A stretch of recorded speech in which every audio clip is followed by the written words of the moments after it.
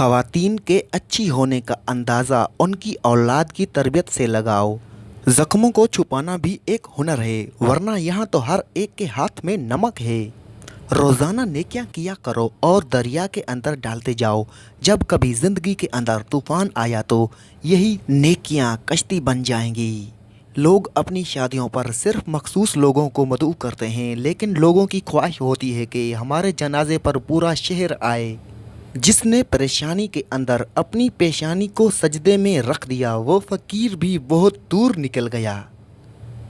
जो रोज़ी रोटी इंसान के मुकद्दर में है, वो उसे मिलकर रहेगी। कोई उसको घटा नहीं सकता, ना बढ़ा सकता है। दूसरे के गुनाहों को गिनते रहने से बंदा पारसा कभी नहीं बन सकता। एक बड़ी तादाद ऐसे लोगों की भी मौजूद है जिनको सब कुछ समझ आता है, बस किसी के एहसान की समझ नहीं आती।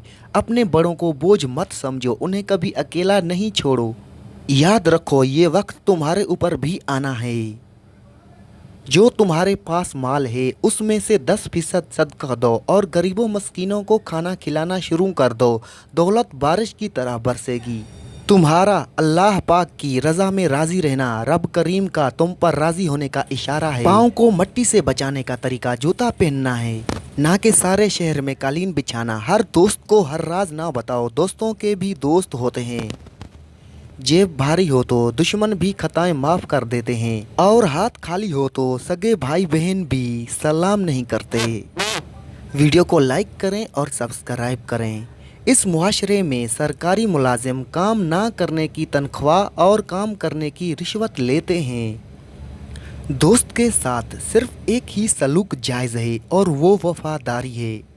अपने हिस्से का काम किए बगैर दुआओं पर भरोसा करना हमाकत है। एक नस्ल की जहालत दूसरी नस्ल की रवायत और तीसरी नस्ल की अकीदा बन जाती है। हर बुज़ुर्ग की बात में हिकमत मत ढूंढें।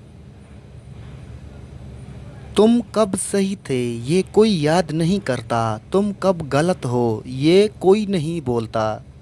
हम लोग ये नहीं जानते कि क़यामत के दिन हमारे साथ क्या होगा, लेकिन ये ज़रूर जानते हैं कि दूसरों के साथ क्या होगा। पैसों की कमी तमाम बुराइयों की जड़ है। आप दुनिया के तमाम औरतों को भी फिर भी हिसाब आपको अपनी आँखों का देना होगा। नज़र अपनी खामियों पर भी रखें, हमेशा गलत सामने वाला नहीं होता।